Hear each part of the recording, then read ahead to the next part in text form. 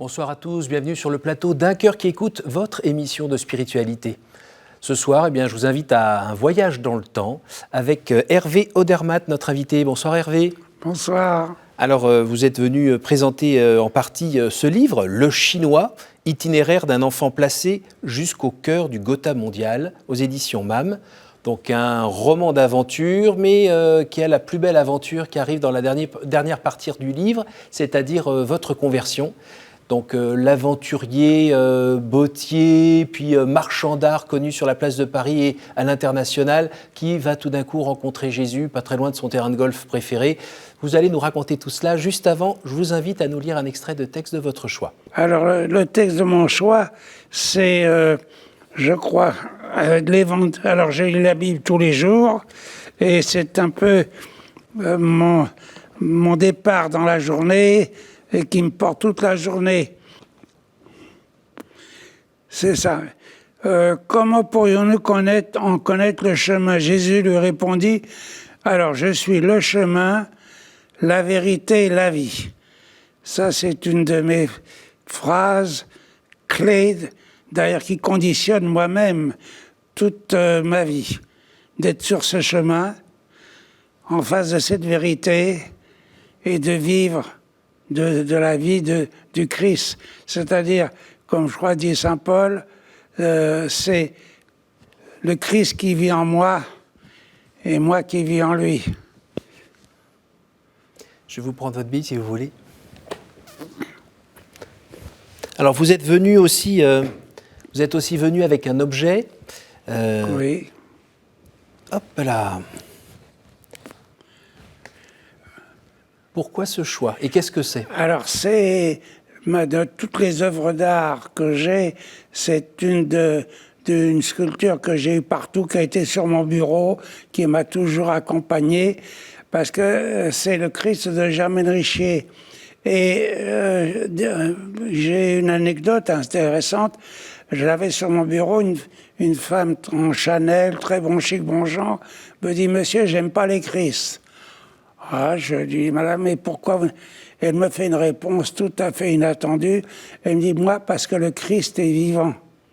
Et je lui dis, madame, écoutez, c'est extraordinaire ce que vous venez de dire, parce que vous venez une fois de plus montrer le génie de Germaine Richier, parce que ce Christ, déjà, c'est un Christ qui est ressuscité, qui est dans l'espace, qui est cosmique. Et c'est pour ça que c'est un de mes objets d'art préférés.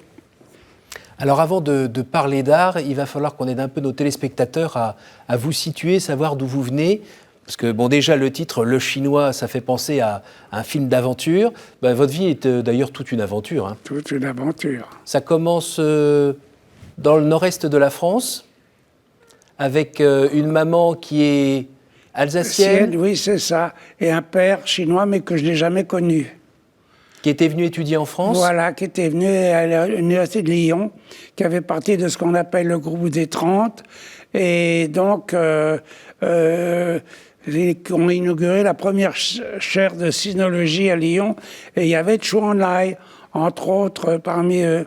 Et sont été les fondateurs du Parti communiste chinois. C'était donc tous parce que tous les grands révolutionnaires sont tous des fils de bonne famille. Oui. Castro était un avocat d'une famille très riche, enfin, etc. Alors, vous êtes né en 1926, voilà. Dans une France où finalement, avoir une maman qui n'a pas de mari, c'est pas très très bien vu. Exactement. Et surtout, c'est très très difficile de survivre. Alors, vous avez été placé. Voilà, exactement. Dans une ferme, parce que les patrons de ma femme, elle avait un choix pour m'élever, soit d'être pute, soit d'être bonne à tout faire. Elle a choisi bonne à tout faire. La vie a été très dure pour elle, oui. Mais elle m'a placé dans une ferme où, alors là, il y avait 6 enfants, très pauvres, mais où j'étais très heureux, parce qu'on peut être pauvre et heureux. Alors, vous êtes le petit garçon un peu différent, qu'on remarque, parce qu'il est différent dans la famille, bien sûr, mais dans le village.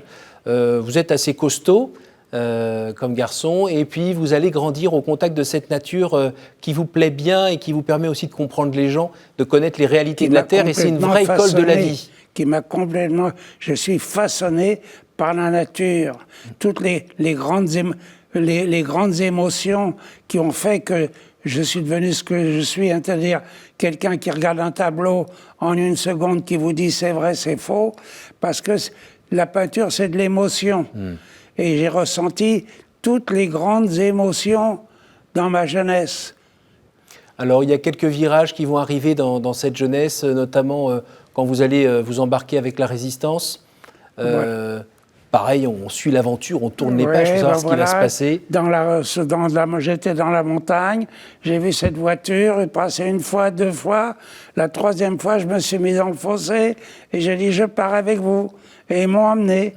Et je racontais, au début, ma résistance n'était pas glorieuse, c'était simplement de m'occuper du ravitaillement. Eh oui, ça en fait partie. Jusqu'au jour, tout dans la vie, c'est les décisions. La chance n'existe pas, ce sont les décisions que l'on prend. Quand le colonel est venu demander est-ce qu'il y a un motard parmi vous, j'avais jamais mis le cul sur le moto, moi. Et ça, vous aviez 18 ans, oui. Et vous retrouvez avec une énorme moto qui fait qu'un peu plus loin, dans le virage, je vole. Dans le fossé. Mais j'ai quand même rempli ma mission. Et à ce moment-là, ça a tout changé dans ma vie. Tout, normalement, lorsque il y a eu le débarquement en Provence avec la première armée de Tassigny, tout notre groupe a été dans la première armée française. Moi, il y a un capitaine qui était là avec il m'a dit, tu pars avec lui. Et je me suis retrouvé au 2e bureau à Boulard-Malesherbes à Paris. Et entre le avril et la fin août, eh ben, j'étais promu sous-lieutenant au 2e bureau. C'est comme avec ordre de mission, enfin, etc. Alors la vie avance et puis on va vous voir tout d'un coup travailler le cuir, faire des bottes et devenir bottier voilà. pour les grandes personnalités. Parce que encore la même chose, j'étais invité à étudier à l'université américaine on a visité une usine de chaussures, j'ai vu ces chaussures, 1000 francs la paire, je pensais que je voulais vendre, et j'ai vendu 16 paires dans la journée. Ça a été la fin de la carrière militaire. Oui, vous aviez un petit côté commerçant bien développé quand même. Oui, les Chinois, il paraît. Voilà. Oui, mais là, c'est pas à moitié, hein, c'était entièrement. Oui, absolument. Donc, bon, ça va tourner pas très très bien cette histoire à cause d'une histoire de peau où vous faites avoir par un ancien collègue qui était devenu truand entre-temps. Je me retrouve au dépôt, enfin, etc. Oui. Et c'est toujours la même chose.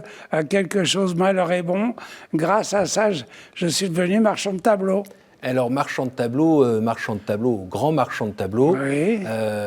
Vous racontez pareil des anecdotes page après page où vous vous trouvez assez près de Montmartre où sont les futurs grands vendeurs de peinture, on va dire, grands artistes d'abord et puis après grands vendeurs très cotés.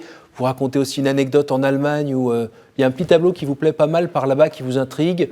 Vous arrivez à le marchander un petit peu, sans faire exprès, vous le ramenez, et puis il s'avère que c'est un Manet, voilà. Parce que je les recoche dans ma galerie. Alors j'avais toujours quelques beaux tableaux entre un Renoir et un Chagall, et le grand expert Scholler vient, et il me dit, il est beau votre Manet. Il ne pouvait pas imaginer que je ne le savais pas. Il m'aurait dit, combien ça vaut? J'aurais dit 600 francs. Eh ben non, c'était pas tout à fait ça. Non, c'était pas... Donc, on va dire, côté professionnel, vous vous débrouillez plutôt bien, voire très très bien, même vous excellez dans votre métier.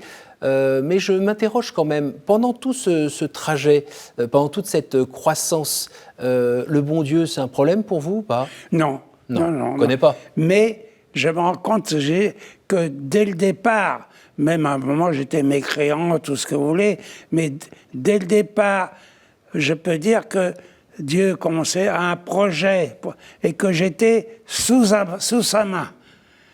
Mais ça, vous avez pu le voir beaucoup plus tard. Bien sûr, bien sûr. Alors, en gros, on se retrouve à un moment où vous avez 57 ans, tout va très bien, le business, ça roule tout seul, vous connaissez plein de gens, vous en embêtez d'autres parce que vous leur dites que leurs tableaux sont des faux alors qu'ils les ont payés très cher et tout ça. Vous jouez au golf comme un champion et un jour, pas loin de votre golf, vous revenez vers votre voiture et en regardant la vitre arrière de la voiture devant, il y a un autocollant qui vous tape dans l'œil. Prière. C'est marqué SOS Prière avec un numéro de téléphone.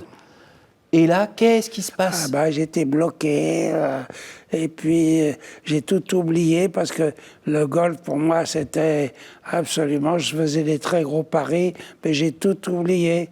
Je suis descendu de la voiture, j'ai fait le tour, j'ai attendu, puis au bout de je sais pas quoi, une demi-heure, une heure, quelqu'un est venu, ce que j'appelle l'ange Gabriel. Oui. Et je lui ai dit que j'avais vu, alors moi qui n'étais jamais timide, je bafouille. Et il me parle de Dieu, etc. Un grand gars, Oui, élancé, exactement. beau, posé, Oui. qui vous dit ça tranquillement, Oui, exactement. et puis qui repart avec sa voiture. Exactement. Et là, vous êtes là avec le numéro que vous avez noté sur votre carnet. Oui. Et... Mais c'est dingue, un autocollant Oui. avec marqué SOS Prière. Exactement. Et comme on dit, le Seigneur, il a tellement de moyens de vous appeler. Ah bah là. Et c'est de cette manière qu'il m'a appelé. Oui, bah après vous avez appelé, vous avez fait le numéro. Oui, voilà. Allô? Encore là, j'ai bafouillé, Oui. etc. On m'a envoyé un groupe de prière du renouveau charismatique. Et là, ça a été la révélation. Mais dès le coup de téléphone, vous avez eu un grand moment d'émotion, non?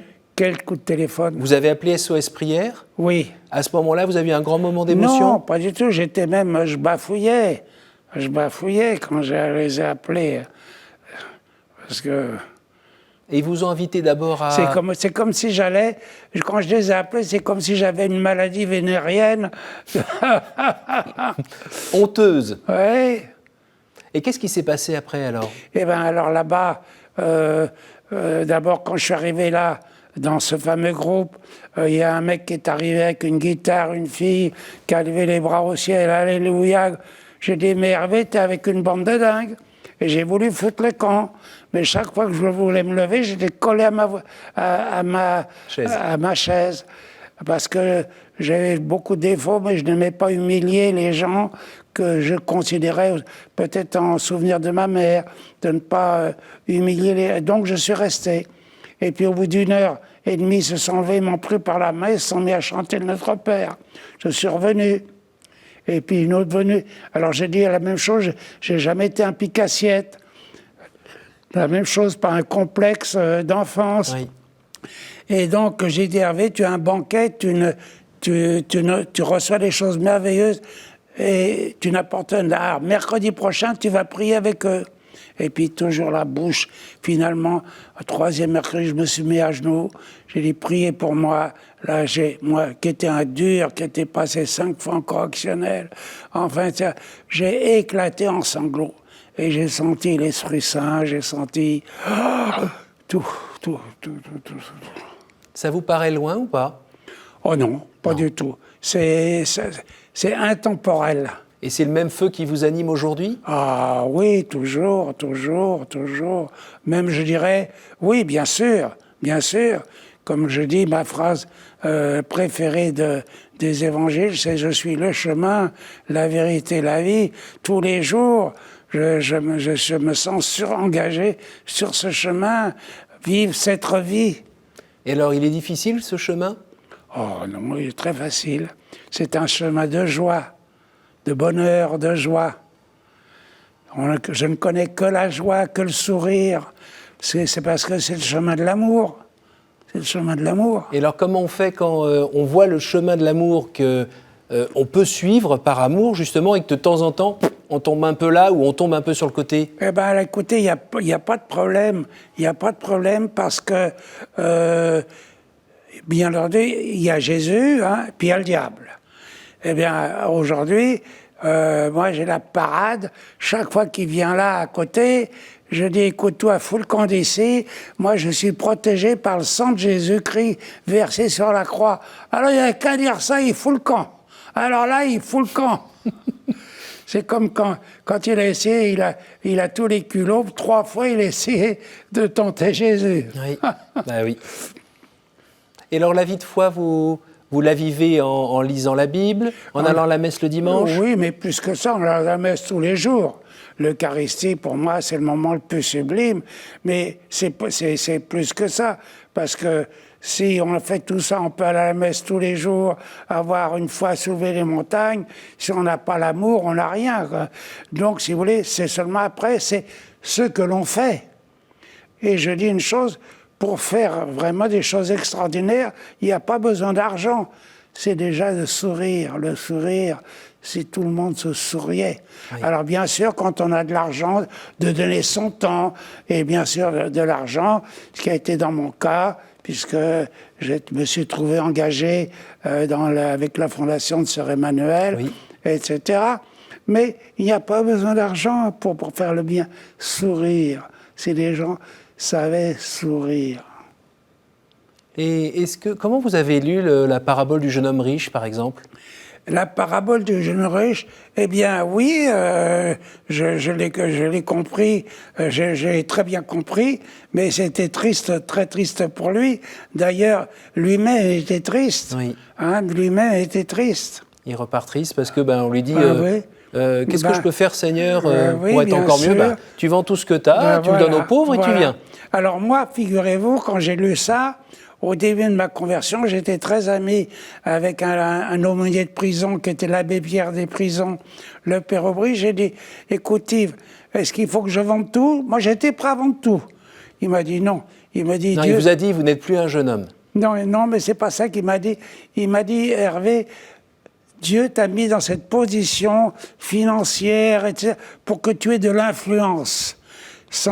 C'est grâce à ça que tu as vraiment une influence, que tu peux agir. Et donc, autrement, moi, j'étais prêt à tout vendre. Et votre épouse ? Eh bien, mon épouse, alors, elle était canadienne, donc catholique, mais à la canadienne, c'est-à-dire avec la peur de l'enfer. Oui. Et je l'avais un petit peu dit que tout ça, c'était de la connerie. Je l'avais sorti de l'église. Oui. Et quand je me suis reconverti, j'étais un peu foutu de moi quand je pense avec son acana. Et finalement, elle aussi est revenue. Et vous avez pu transmettre aux enfants ? Ah ben bien sûr. Alors, à ma fille, oui. À mon fils, pas encore. Mais je prie tous les jours pour mon fils. Je dis, Seigneur, je te confie mon François. Je sais que tu as entendu ma prière, que tu as déjà répondu selon tes voies. Je le confie à ton amour pour que tu l'arraches à ses démons et que tu le conduises sur ton chemin de vérité, de vie. Et les petits-enfants ? Alors, les petits-enfants, donc, tous les deux, j'ai aucun problème. Celui qui a 11 ans, quand il avait 7 ans, il dit « Je remercie Jésus de la force qu'il me donne ». Il avait 7 ans. Waouh !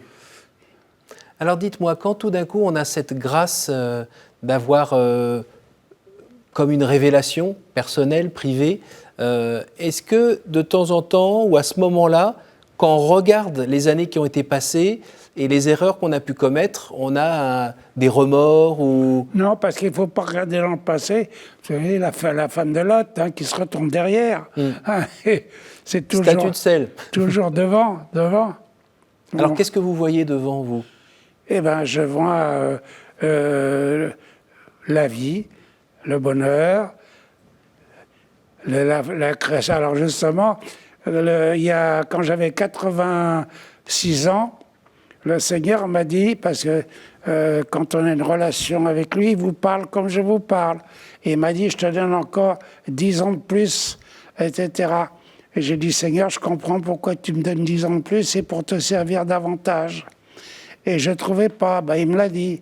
Et donc, c'est comme ça que je me suis retrouvé avec Sœur Emmanuel et que j'ai commencé à fonder les maisons de Jeanne, de ma mère d'abord, et puis après, les dernières de Jeanne et de Claire. Jeanne, c'est le prénom de votre épouse ou... Non, Claire. C'est Claire, pardon. Mon épouse. Et Jeanne, c'est votre maman ? Jeanne, oui.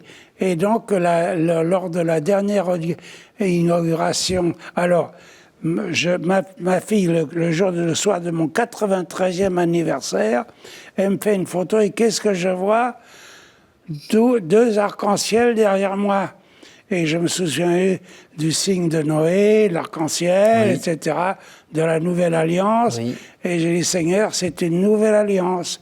Et donc, je ne vais pas mourir à 86 ans, 96 ans, comme il me l'avait dit. Et j'en ai eu la preuve tout de suite. Je vais à Madagascar, pour inaugurer 4 maisons. Oui. Et là, on me met sur un projet qui concerne 500 enfants. Un de 400 et un autre 200. Alors, les travaux ont été retardés, mais maintenant, ça y est, les routes sont ouvertes. Alors, c'est anti-rabais.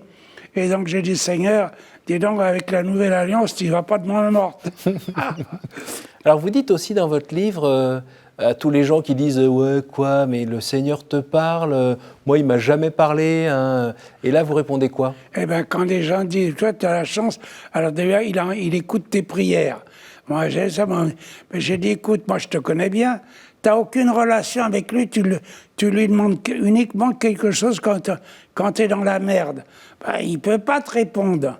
Hein, il y a 2 cas où il ne répond pas, c'est quand on est complètement étranger. Le deuxième cas, quand vous lui demandez quelque chose qui sait que c'est pas bon pour vous.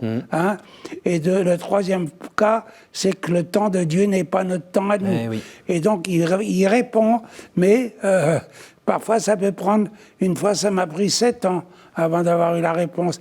Mais comme dit la Bible, demandez, hein, sans vous décourager, demandez, avec foi. Et vous disiez aussi que c'est aussi en le fréquentant régulièrement, tous les jours, qu'on a une relation d'amitié, je ne sais pas comment la qualifier, en tout cas d'amour avec lui, où là, justement, oui, d'amour, en demandant, on peut avoir peut-être une réponse plus rapide, mettons, toujours, ou plus visible. Mais moi, je lui demande même une place de parking. Alors, mon secrétaire, il se marre, parce que j'arrive dans un endroit impossible, il y a une voiture qui fout le camp, qui me laisse la place. Mais d'ailleurs, il dit demandez tout, même la plus petite chose. C'est pas... il dit demandez avec foi. Si vous avez foi en moi, si vous demandez, vous obtiendrez. Dernière question, vous auriez aimé le rencontrer plus tôt? Oui, c'est vrai que si j'avais une relation que j'ai eue avec Dieu à 50, je crois que c'était 58 ans, oui. Je l'aurais eu à 20 ans, toute ma vie, alors j'aurais rendu ma femme heureuse parfaitement, enfin tout. Ouais, peut-être pas. Ah si, on reste des êtres humains. Ah non, mais non, on n'est pas des êtres humains. On est des êtres sans Dieu, on est inhumains, on n'est pas humains. Tandis qu'avec lui, j'aurais répondu parce que le bonheur, le vrai bonheur, c'est de rendre heureux les autres autour de soi. Et j'aurais rendu justement tous les gens, entre autres ma femme, parfaitement heureuse, alors que je l'ai fait souffrir. J'ai eu des aventures, tout ça. Tout ça, j'aurais pas eu ça, vous comprenez? Merci Hervé, on arrive à la fin de l'émission. Je vais vous poser les questions. Qu'est-ce que vous pouvez me donner comme chiffre entre 1 et... Alors vous m'avez dit, entre 1 et 9? Alors 9, 2, 6. Pourquoi ces chiffres-là? Parce que c'est ma date de naissance, 1926. Quelle image vous faites-vous du paradis? Écoutez, l'image que nous en donne la Bible, c'est-à-dire le temps n'a aucune relation et que c'est vraiment, le paradis, c'est d'être face à face avec Dieu, hein, avant d'être parfait, c'est-à-dire passer dans la petite usine qu'il a, le purgatoire, n'est-ce pas? C'est d'être en face de et de retrouver tous ceux qu'on a aimés. Ça vous fait peur? Non, absolument pas. Pour moi, quand je finis Je vous salue Marie, je dis jamais à l'heure de notre mort. Je dis à l'heure de la joyeuse rencontre. Ça sera le plus beau jour de ma vie, le jour de ma mort. Alors, quelle est la pire idée fausse qu'on se fait de Dieu, selon vous? On s'en fait tellement d'idées fausses de Dieu. C'est la pire idée fausse qu'on peut faire de Dieu, c'est de ne pas croire en lui, c'est de croire qu'il n'existait pas. Et la dernière question, le 6 de 1926. Quel est le personnage ou le saint que vous aimeriez retrouver au ciel? Il y a tellement... pour moi, le curé d'Ars, par exemple. Mais il y en a tellement. Pourquoi le curé d'Ars? Parce que c'était un homme simple, du peuple, etc., et qui savait à peine lire et écrire, et qui a qui a vraiment soulevé son temps, quoi. Écoutez Hervé, je vous remercie beaucoup d'être venu et déjà nous parler de votre livre « Le Chinois, itinéraire d'un enfant placé au cœur du Gotha mondial » aux éditions MAM. Je vous remercie d'être venu nous en parler et puis d'avoir tout ce soleil qui illumine votre regard et votre sourire. Ça fait plaisir. Un petit jeune de 94 ans qui vient comme ça nous transmettre un peu de sa sagesse. Je partage mon sourire à toutes les personnes qui regardent cette émission. Merci beaucoup. Je vous remercie aussi à vous tous pour votre fidélité. N'hésitez pas à partager cette émission autour de vous grâce à notre site www.ktotv.com. Il faut vraiment le partager, hein, du soleil, on en a besoin toute l'année. Merci aussi à la technique qui nous a permis de réaliser cette émission. Et puis, je vous donne rendez-vous la semaine prochaine.